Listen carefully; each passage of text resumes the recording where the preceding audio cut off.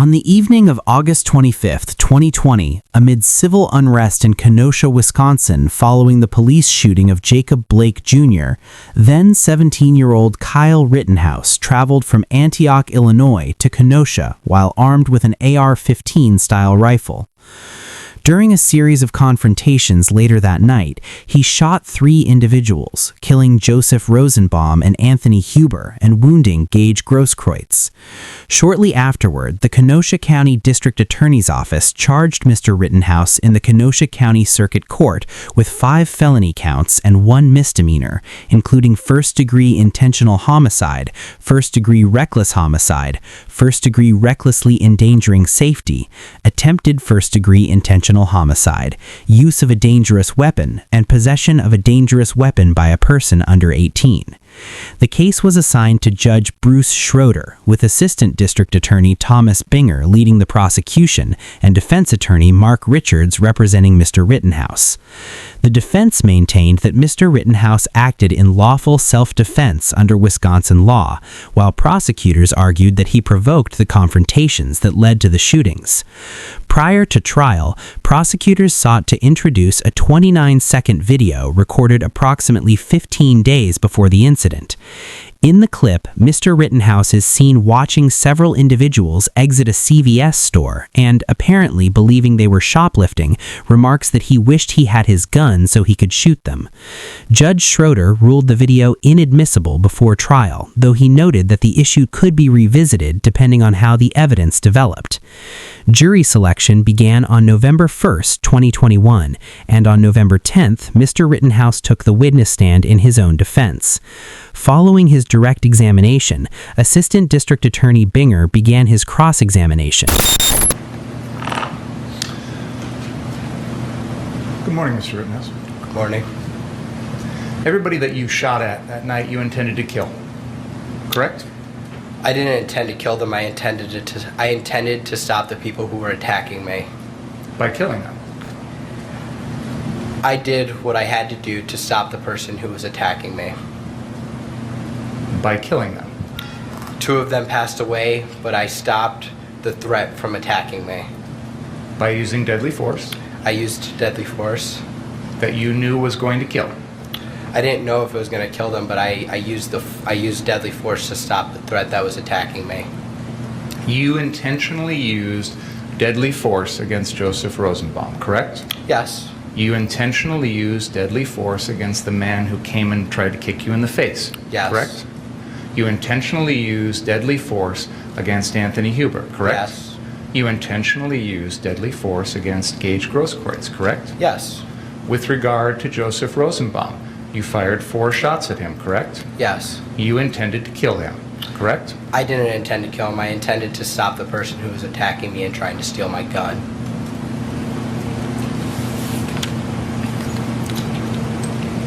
Since August 25th, 2020, this is the first time that you have told your story. Sustained. Since August 25th, 2020, you've had the benefit of watching countless videos of your actions that night, correct? I've seen certain videos, not all of them. I've seen the majority of them actually here during the trial. You've also had the opportunity to read articles. People have written interviews, things like that, about what happened that night, correct? I do my best to avoid what people write on the internet. A majority of it's not true. You have also sat here through 8 days of trial, correct? Yes. And you've had the opportunity to watch all of the videos that have been played in this trial? Yes. Sir, if you could please let me finish my question before answering. And I will do my best to let you finish your answer before I go on to the next question. Fair? Yes. You have also had the opportunity to listen to the testimony of all 30-some witnesses that have testified in this trial so far, correct? Yes. And after all of that, now you are telling us your side of the story, correct? Correct. I'm going to ask you folks to go in the library for just a second. Please don't talk about the case. Mr. Binger pressed Mr. Rittenhouse on the fact that this was the first time he had publicly told his version of events, which prompted Judge Schroeder to excuse the jury from the courtroom. Judges routinely remove jurors when a legal issue arises that must be addressed outside their presence, such as disputes over the propriety of a question, the admissibility of evidence, or whether a particular line of questioning should be permitted. Excusing the jury prevents them from hearing information that may later be ruled improper and allows the court and counsel to discuss legal issues candidly, helping to ensure that the proceedings remain fair and free from undue prejudice.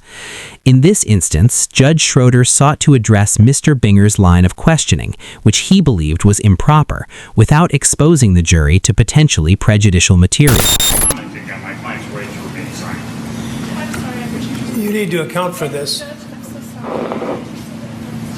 Your Honor, I don't want the jury to hear. He's commenting on my client's right to remain silent. No, Your Honor. I am making the point that after hearing everything in the case, now he's tailoring his story to what has already been introduced. The problem is, this is a grave constitutional violation for you to talk about the defendant's silence. And that is, and you're right on the borderline. And you may be over, but it better stop. Understood. This is, I can't think of the case, the initial case on it, but this is not permitted. All right. Ask the jury to come in, please. Judge Schroeder ordered Mr. Binger to refrain from commenting on Mr. Rittenhouse's post-arrest silence. As a general rule, prosecutors may not use a defendant's decision to remain silent as evidence of guilt or to undermine the credibility of testimony offered at trial. In Doyle v. Ohio, 1976, the Supreme Court held that questioning a defendant about post-arrest, post-Miranda silence violates due process because the government cannot advise a person of the right to remain silent and then penalize them for exercising that right.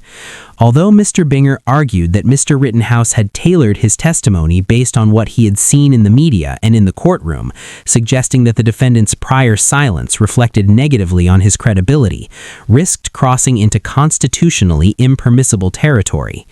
After Judge Schroeder brought the jury back into the courtroom, Mr. Binger continued his cross-examination for approximately 20 more minutes before turning to another problematic line of questioning, raising the video in which Mr. Rittenhouse commented on shooting individuals leaving a CVS 15 days before the Kenosha shootings, despite Judge Schroeder's earlier ruling that the clip was inadmissible. You indicated that at no time did this gun, this AR-15, ever leave the state of Wisconsin. Is that right? Other than the night after, other than that. Before the shootings? Correct. There was a time, though, where you wanted to have it with you down in Illinois, isn't it? It wasn't there? I believe there was a time when me and Dominic were mad at each other. Yeah. You were mad at Dominic? Me and Dominic were mad over something. And you wanted to have the gun with you down there? I think I said something along those lines. You'd agree with me that, let me back up for a second here. You have testified to this jury that you used deadly force against Joseph Rosenbaum, Anthony Huber, the man who attempted to kick you in the face, and Gage Grosskreutz on the night of August 25th, correct? Yes. And you did that because you felt that your life was in danger from those four people, correct? Yes. And you are telling this jury that it was, in your mind, justified to use deadly force to protect your own life, correct? Yes. You'd agree with me that you were not allowed to use deadly force to protect that CarSource building, correct? Well, I wasn't using deadly force to protect the property. I used deadly force to protect myself, so. Please listen to my question and answer my question if you can. You'd agree with me that you were not allowed to use deadly force to protect that CarSource building, correct? Yes. You'd agree with me that you were not allowed to use deadly force to stop someone from smashing the windows of an unoccupied parked car, correct? I don't think you could use deadly force for that. You'd agree with me that you can't use deadly force to stop someone from lighting a metal dumpster on fire, correct? Correct? You'd agree you can't use deadly force to stop someone from lighting a flatbed trailer on fire, correct? Correct? You'd agree with me that you can't use deadly force to stop someone who is about to start an unoccupied car on fire, correct? Correct? You'd agree with me that you can't use deadly force to stop someone from lighting some traffic cones in the middle of the street on fire, correct? Correct? So you understand that there's a difference between using deadly force to protect yourself and using it to protect property, correct? Yes. And you'd agree with me that you're not allowed to use deadly force to protect property, correct? Yes. But yet you have previously indicated that you wished you had your AR-15 to protect someone's property, correct? I'm going to ask you to go into the library again for a moment, please. Please don't talk about the case. Mr. Binger again attempted to question Mr. Rittenhouse about the video that had previously been excluded from evidence. In response, Judge Schroeder once more excused the jury so the parties could address the issue outside the jury's presence. Before examining Judge Schroeder's response to this line of questioning, it is important to understand why the video was excluded in the first place. At a pre-trial hearing, Judge Schroeder ruled that the clip constituted inadmissible propensity evidence. Propensity evidence refers to the use of a defendant's prior conduct to suggest that they are the type of person who would commit the charged offense. Under Wisconsin Statute 904.042, evidence of a defendant's prior acts may not be introduced to prove character in order to show that the defendant acted in conformity with that character on the occasion at issue. Although the statute permits the admission of other acts' evidence for limited purposes, such as establishing motive, intent, knowledge, identity, preparation, or the absence of mistake or accident, Judge Schroeder concluded that none of those exceptions applied to the CVS video. Instead, the clip served only to imply that Mr. Rittenhouse had a violent disposition and therefore must have acted consistently with that disposition during the Kenosha shootings. With that context in mind, the trial resumed outside the presence of the jury to address Mr. Binger's renewed attempt to reference the excluded evidence. Mr. Richards? Your Honor, Mr. Binger is either forgetting court's rulings or attempting to provoke a mistrial in this matter. He knows he can't go into this, and he's asking the questions. I asked the court to strongly admonish him, and the next time it happens, I'll be asking for a mistrial with prejudice. He's an First of all, Your Honor, this was the subject of a motion. I'm well aware of that, and the court left the door open. For me, not for you. My understanding of You should have come and asked for reconsideration. You did on the one motion, and in fact, I granted your motion for reconsideration. That was not our motion. Excuse me. I did. I granted. We did not move that to was reconsider. Their motion. We have not filed any me. motions to reconsider in this case. That was their motion for reconsideration, which I denied. But I said I denied it, or I indicated a bias towards denial is what I did. Held it open with a bias towards denial. Why would you think that that made it okay for you, without any advance notice, to bring this matter before the jury? I was astonished when you began your examination by commenting on the defendant's post-arrest silence. That's basic law. It's been basic law in this country for 40 years, 50 years. I have no idea why you would do something like that. And it gives, I'll leave it at that. So I don't know what you're up to. May I respond? Yes. We filed another acts motion on this exact issue because, in my mind, and I argued this, it is identical to what was going on the night of August 25th, in the sense that the defendant was using this exact same weapon. He was using it in a manner to try and protect property. No, he wasn't. Your Honor, with all due respect... I'm not going to rehash the motion. That's absolutely untrue. No. your argument's of record. My comments are of record, and why I ruled as I did is of record. There's nothing that I heard in this trial to suggest anything's changed.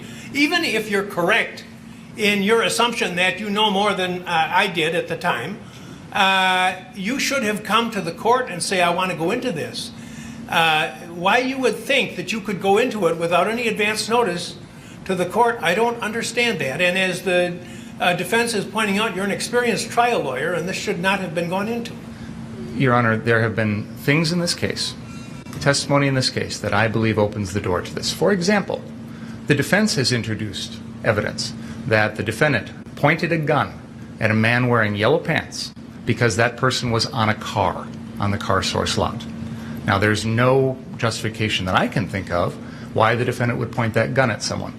The defendant has just testified this morning that he agreed with that person in the yellow pants, that he pointed the gun at him. He said, I was joking when I said that to the guy in the yellow pants, but he said, he's acknowledged that he told the person in the yellow pants, yeah, you're right. I did point a gun at you when you were sitting on a car. He said, I did. That's what he Exactly. testified. So he's agreeing. May I finish, please? I'd like to have a chance to make a record if I could, without being interrupted, if that's okay. He has mentioned that he's acknowledged that he's used this gun to protect property. He's also just acknowledged that he knows he can't do that.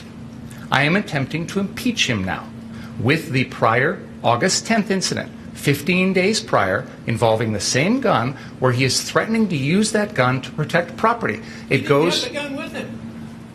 Your Honor, he is saying he wished he did so he could shoot people. You know, there's a lot of difference between commenting about something when you haven't got a gun and threatening someone when you do. You know, it's interesting, Your Honor, because the entire defense theory in this case is Joseph Rosenbaum, who was unarmed. I want you to tell me what the defense theory of the case is. I want... May I respond to what you just said, Your Honor? I'd like to respond to what you just said. Slow down, please. I apologize, Madam Court Reporter, but I'd like to try and make a record without anyone interrupting me, if that's okay. I believe that there is a central part of this case that Mr. Rosenbaum is making threats that he has no ability to carry out. So, to your point, Your Honor, you're arguing that this August 10th incident, one aspect of why you don't believe it's relevant is the defendant didn't have the gun with him. This case is about someone who didn't have a weapon, and yet the jury is being told because of those threats, that means the defendant has to defend himself.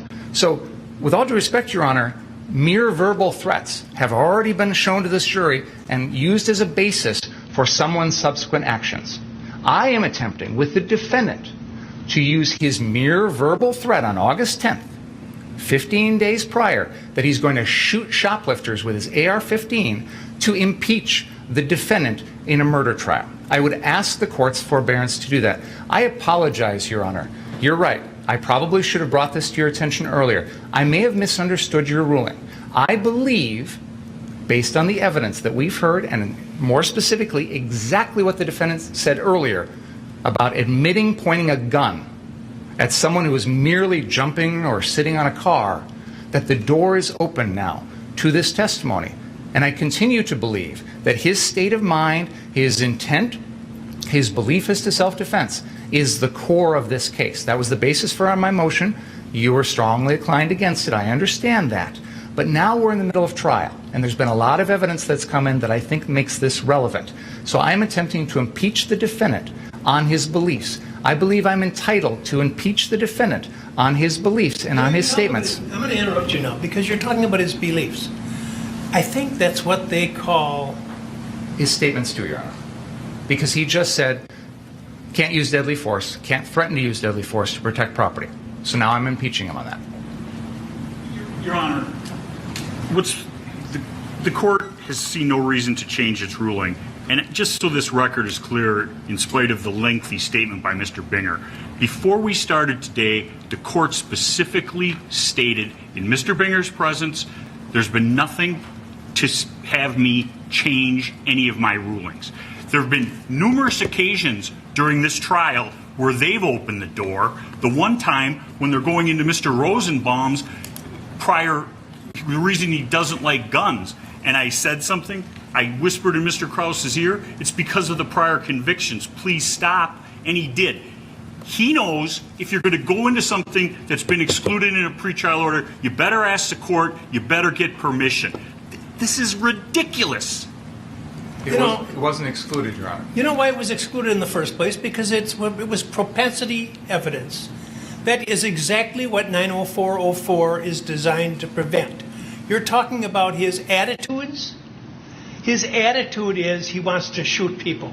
Now, I've admitted that kind of evidence in other trials when it's been appropriate.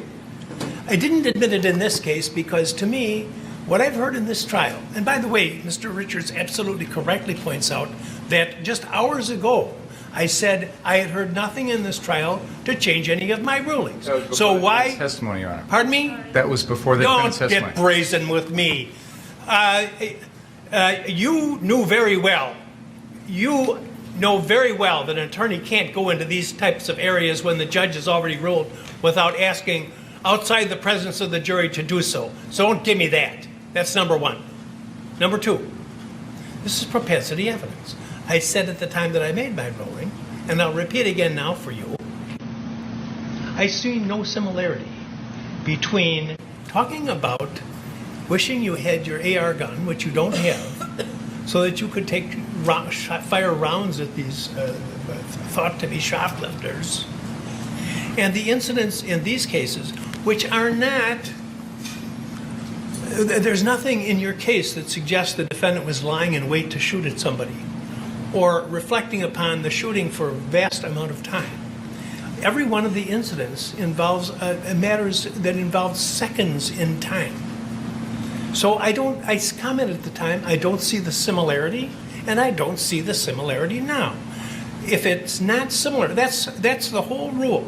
Those are all the exceptions to 90404. Check the authorities. Wigmore and evidence. Judge Weinstein. Colonel McCormick. It's the crime. The prior act has to bear the signature of the accused, or it has to be so similar as to suggest it's a common plan or something like that. You have an incident where he's making comments about some alleged shoplifters versus crimes that involve instantaneous actions, whether premeditated murder or whether self-defense. That's for the jury to decide. But I don't see the similarity. I said it couldn't come in, and it isn't coming in, no matter what you think. Number two, I have to be concerned that with what Mr. Richards has said about the progress of the trial, and when you were I said you were over the line, close to or over the line on commenting on the defendant's pretrial silence, which is a well-known rule. I'm astonished that would have been an issue. So I don't want to have another issue as long as this case continues. Is that clear? It is. Thank you. Ask the jury to come back in, please. After Judge Schroeder brought the jury back into the courtroom, Mr. Binger continued his cross-examination, and the trial continued for several more days. Before the case was submitted to the jury, Judge Schroeder dismissed the misdemeanor charge of possession of a dangerous weapon by a minor, concluding that the statute did not apply to the type of rifle Mr. Rittenhouse possessed. On November 19, 2021, after approximately 3.5 days of deliberations, the jury returned not guilty verdicts on the remaining 5 charges. This portion of the Rittenhouse trial illustrates how quickly courtroom proceedings can unravel when a prosecutor steps beyond the legal boundaries that govern advocacy. During cross-examination, Mr. Binger entered 2 areas that were plainly off-limits. First, he questioned Mr. Rittenhouse about his post-arrest silence, despite clear Supreme Court precedent establishing that such questioning violates constitutional protections. The situation escalated further when Mr. Binger attempted to question Mr. Rittenhouse about the CVS video that had been ruled inadmissible prior to trial. When confronted, Mr. Binger argued that Mr. Rittenhouse's testimony had opened the door to impeachment and altered the evidentiary analysis. Judge Schroeder rejected that approach, explaining that even if circumstances had changed, the proper procedure was to ask the court to reconsider its prior ruling, not to proceed unilaterally with questioning about evidence that had already been excluded. Prosecutors are expected to understand and respect evidentiary limits. When they fail to do so, they risk undermining the fairness of the trial and eroding public confidence in the justice system. Ultimately, this episode underscores the importance of disciplined advocacy, respect for constitutional rights, and strict adherence to evidentiary rulings. Let us know if there is another case or courtroom interaction you would like us to examine in the comments below. Thank you for watching, and don't forget to like and subscribe so we can continue fostering a more informed society.